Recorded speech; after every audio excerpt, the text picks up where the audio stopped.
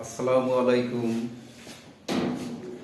Online ক্লাসে বামনগড় বহুমুখী বিশ্ববিদ্যালয়ের পক্ষ থেকে সবাইকে স্বাগতম।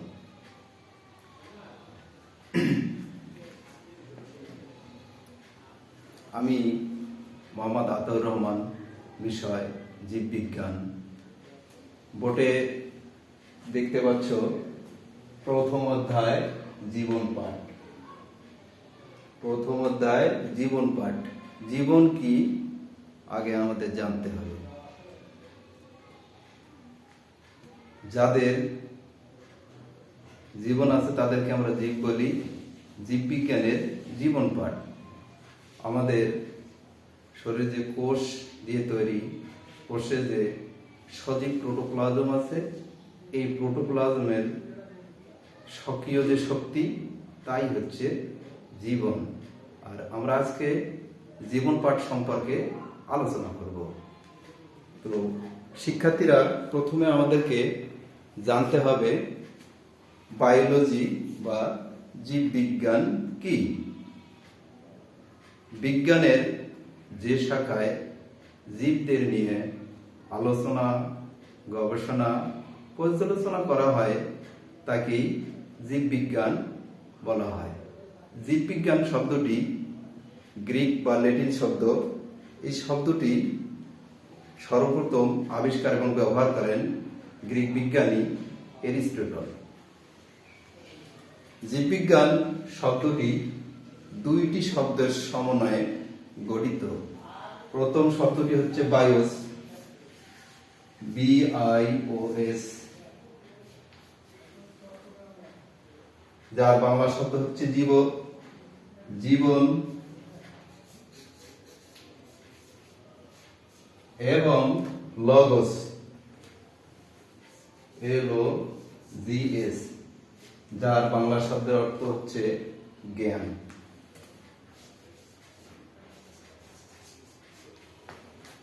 তো জীববিজ্ঞান শব্দটিকে ভাঙলে আমরা দুইটি শব্দ পাবো। একটি হচ্ছে বায়োস আর একটি হচ্ছে লগোস। বায়োস শব্দের অর্থ জীবন, লগোস শব্দের অর্থ জ্ঞান। জীবন, জ্ঞান। বিজ্ঞানের যে শাখায় জীবন এবং জ্ঞান নিয়ে আলোচনা করা হয় সেটা হলো জীববিজ্ঞান বা জীবন বিজ্ঞান।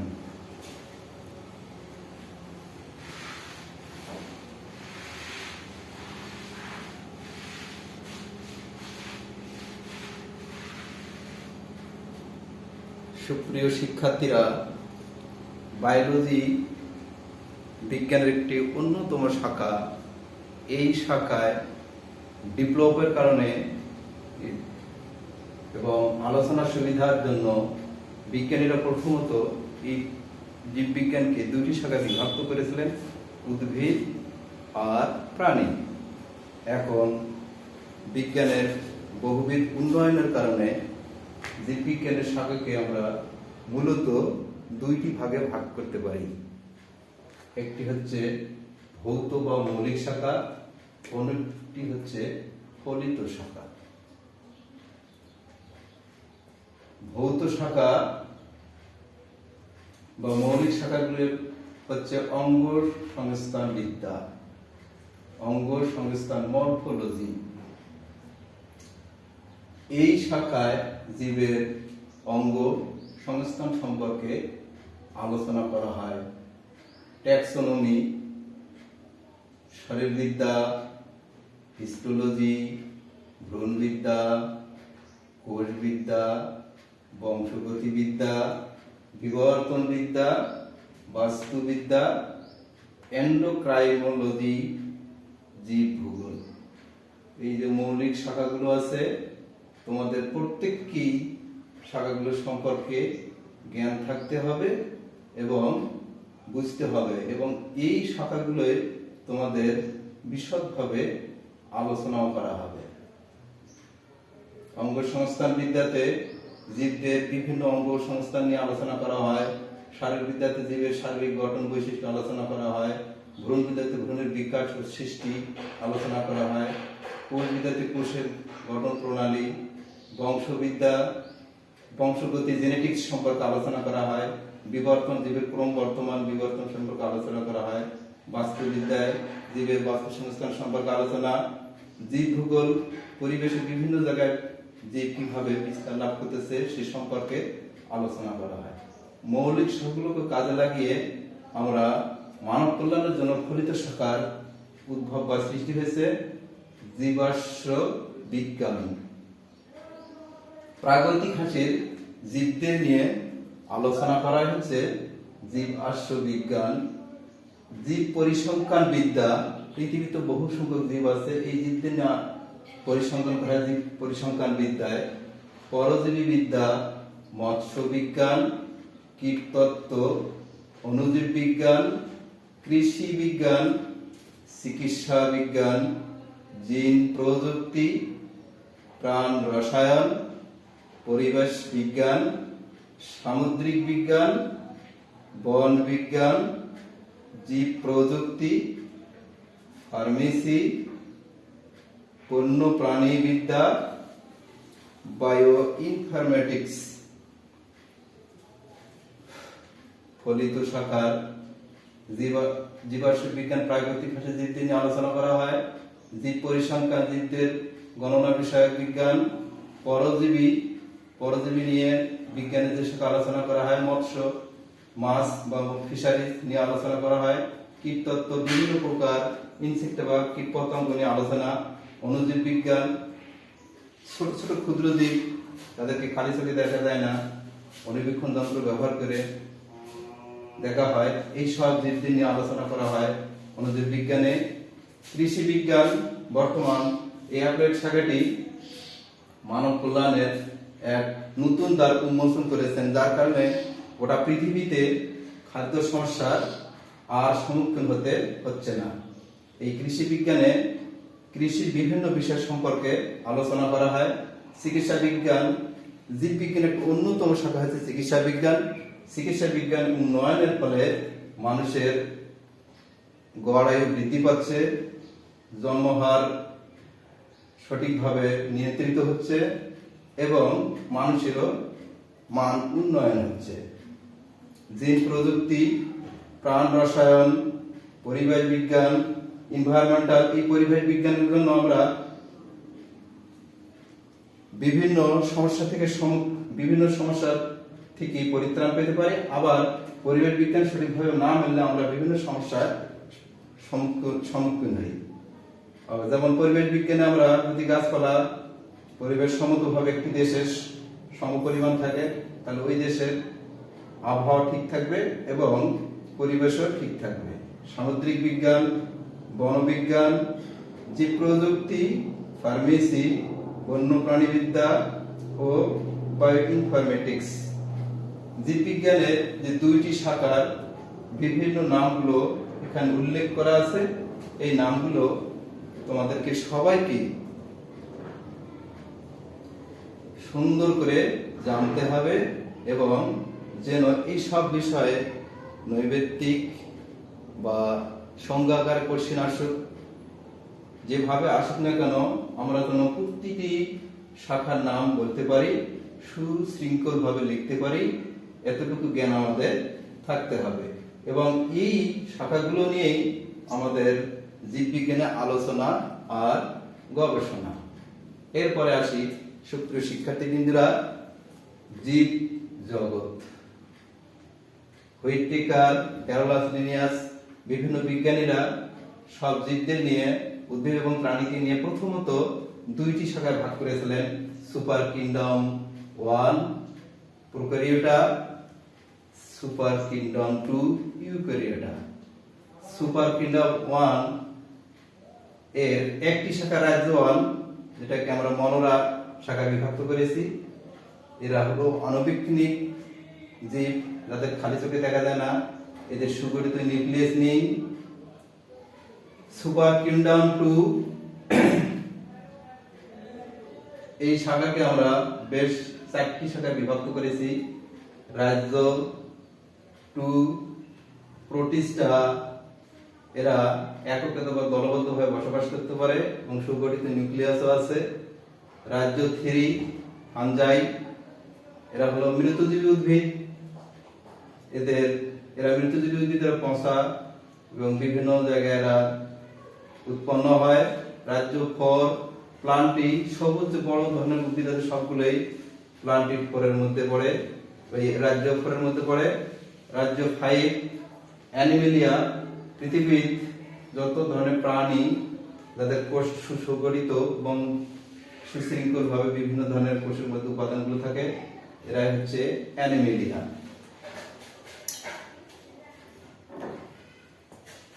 সুপ্রিয় শিক্ষার্থীরা, আমরা জীববিজ্ঞানের অর্থ, জীবজগৎ, এরপরে জানবো শ্রেণীবিন্যাস।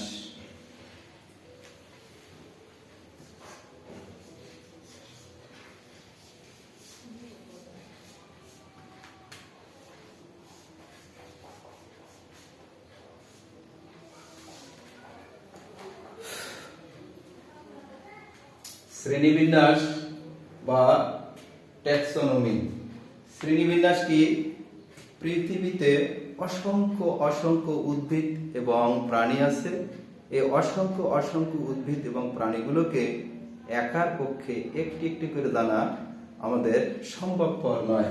বিধায় পৃথিবীর এই জীবগুলোকে সুশৃঙ্খলভাবে অল্প সময়ে, অল্প আয়সে, অল্প পরিশ্রমে জানাবার জন্য বিজ্ঞানীরা একটি ব্যবস্থা নিয়েছেন এবং সেই ব্যবস্থাটার নামই হচ্ছে শ্রেণীবিন্যাস বিদ্যা। এই শ্রেণীবিন্যাস বিদ্যার প্রবর্তক হচ্ছেন ক্যারোলাস লিনিয়াস। ক্যারোলাস লিনিয়াস 1707 সালে সুইডেনে জন্মগ্রহণ করেন। ক্যারোলাস লিনিয়াস শ্রেণীবিন্যাসের জনক বা প্রবর্তক। তিনি এই শ্রেণীবিন্যাস বিষয়ে একটি গ্রন্থ রচনা করেন এবং সেখানে শ্রেণীবিন্যাসের আলোচনাও করেন। সুপ্রিয় শিক্ষার্থীরা, শ্রেণীবিন্যাস কি আমাদের জানতে হবে। পৃথিবীতে অসংখ্য উদ্ভিদ এবং প্রাণী বিদ্যমান। অসংখ্য উদ্ভিদ এবং প্রাণীগুলোকে অল্প আয়সে, অল্প পরিশ্রমে এবং বিশদ জ্ঞানকে অল্প আকারে প্রকাশ করাকেই শ্রেণীবিন্যাস বলে। শ্রেণীবিন্যাসের লক্ষ্য এবং উদ্দেশ্য হচ্ছে অল্প পরিশ্রমে বিশদ জ্ঞানকে বা বিশাল জ্ঞানকে সংক্ষিপ্ত আকারে প্রকাশ করাই হচ্ছে শ্রেণীবিন্যাসের লক্ষ্য এবং উদ্দেশ্য। ক্যারোলাস লিনিয়াস শ্রেণীবিন্যাসের 7টি ধাপ দিয়েছেন। প্রথম হচ্ছে কিংডম, দ্বিতীয় হচ্ছে ফাইলাম, তৃতীয় হচ্ছে ক্লাস, চতুর্থ হচ্ছে অর্ডার, পঞ্চম হচ্ছে ফ্যামিলি, ষষ্ঠ হচ্ছে জেনাস, সপ্তম হচ্ছে স্পিসিস। এই যে 7টি ধাপ আছে, এই 7টি ধাপ মেনেই শ্রেণীবিন্যাস বা নামকরণ করা হয়। এই শ্রেণীবিন্যাস বা নামকরণের কতগুলি ধাপ আছে এবং কতগুলো নিয়ম আছে।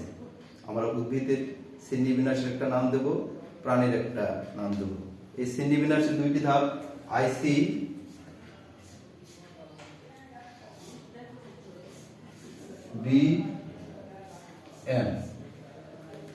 International code of botanical nomenclature. এখানে উদ্ভিদের নামকরণের জন্য এইটা ব্যবহার করা হয়, international code of botanical nomenclature.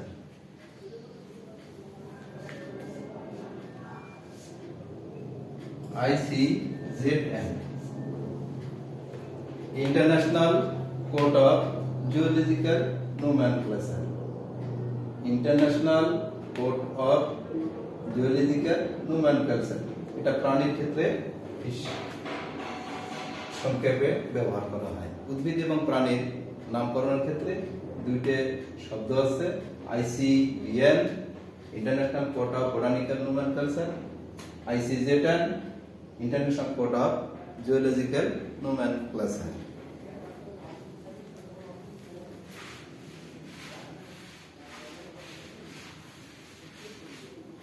সুপ্রিয় শিক্ষার্থীরা, আমরা যখন এই নিয়ম মেনে নামকরণ করব তখনই দ্বিপদ নামকরণের কিছু নিয়মাবলী আছে।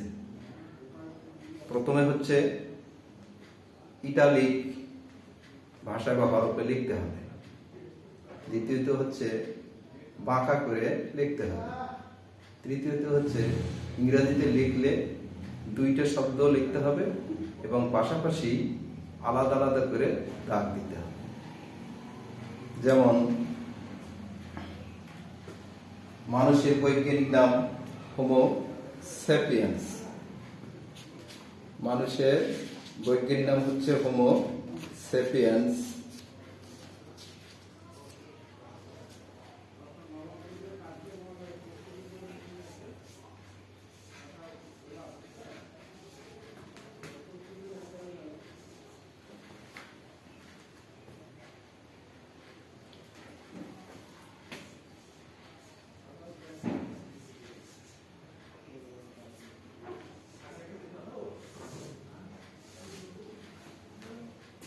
এখানে হোমো হচ্ছে গণের নাম আর স্পিসিস হচ্ছে স্যাপিয়েন্স। সুপ্রিয় শিক্ষার্থীরা, এখানে দ্বিপদ নামকরণ লেখার নিয়মাবলী হচ্ছে দুইটি শব্দের নামকরণের নাম আছে দ্বিপদ নামকরণ। দুইটি শব্দের বা দুইটি পদের সমন্বয়ে নামকরণ হচ্ছে দ্বিপদ নামকরণ। এই দ্বিপদ নামকরণের জনক হচ্ছে সুইডেন বিজ্ঞানী ক্যারোলাস লিনিয়াস। তো আইসি যেটা নিয়ম অনুসারে মানুষের বৈজ্ঞানিক নাম আছে হোমো স্যাপিয়েন্স। হোমো স্যাপিয়েন্স আমি লিখলাম দুইটি শব্দ, হোমো আলাদা, স্যাপিয়েন্স আলাদা। হোমো হচ্ছে গণ বা জেনাস, স্যাপিয়েন্স হচ্ছে স্পিসিস। এইভাবে দুইটি শব্দের সমন্বয়ে যে নামকরণ করা হয় তাকে বলা হয় দ্বিপদ নামকরণ। এই দ্বিপদ নামকরণের প্রবর্তক হচ্ছে সুইডেন বিজ্ঞানী ক্যারোলাস লিনিয়াস।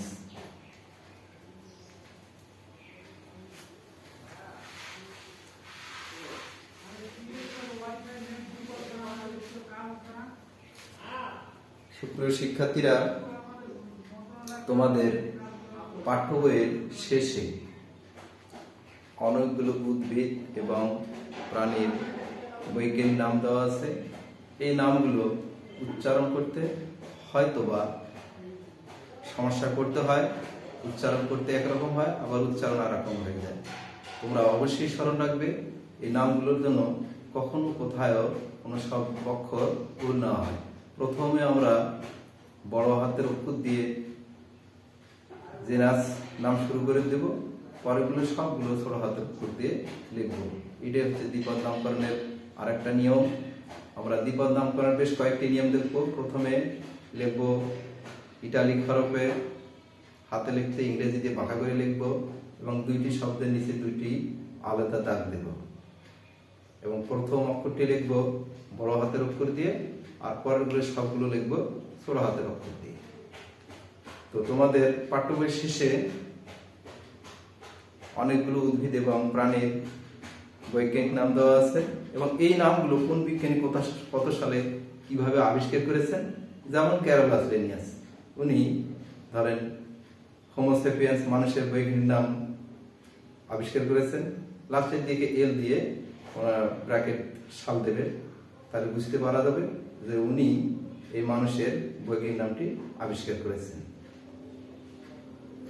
তো বিভিন্ন যে নামগুলো আছে আমি বলতেছি, যেমন কাঁঠালের বৈজ্ঞানিক নাম আর্টোকার্পাস হিটারোফাইলাস, আম মিঙ্গিওফেরা ইন্ডিকা। অনেক সময় উচ্চারণ করতে যেমন আর্টোকার্পাস হিটারোফাইলাস, যেহেতু শব্দটি বাংলাও না ইংরেজিও না, এটা গ্রিক শব্দ, এই শব্দটি আমাদের উচ্চারণ করতে অবশ্যই সমস্যা হয়, যার কারণে আমরা ভেঙে ভেঙে সিলেবাল অনুযায়ী উচ্চারণ করব যেন আমাদের সমস্যা না হয়। যেমন আর্টোকার্পাস হিটারোফাইলাস। যেমন রুই মাছের বৈজ্ঞানিক নাম হচ্ছে লেবিও রোহিতা। মানুষ হোমো স্যাপিয়েন্স, আম মিঙ্গিওফেরা ইন্ডিকা।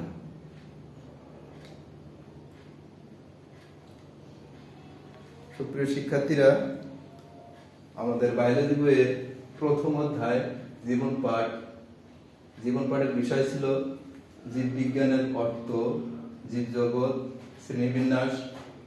আমাদের মোটামুটি জীববিজ্ঞান অর্থ, জীবজগৎ, শ্রেণীবিন্যাস সম্পর্কে আমরা ধারণা পেয়েছি।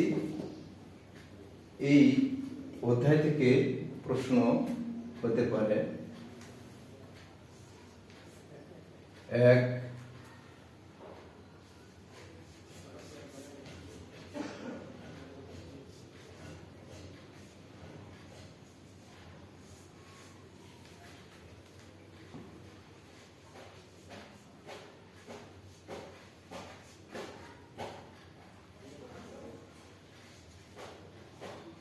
লিখো। 2,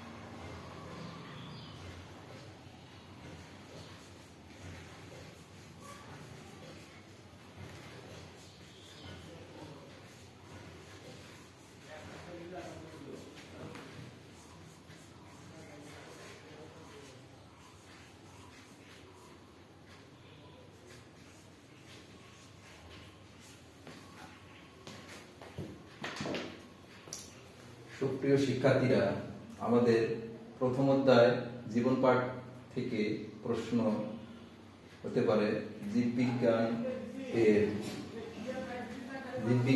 এর সংজ্ঞা লিখো। বায়োলজি শব্দটি কয়টি শব্দ নিয়ে গঠিত ও কি কি? 3 নম্বর, শ্রেণীবিন্যাসের ভাগগুলোর নাম লিখো। 4,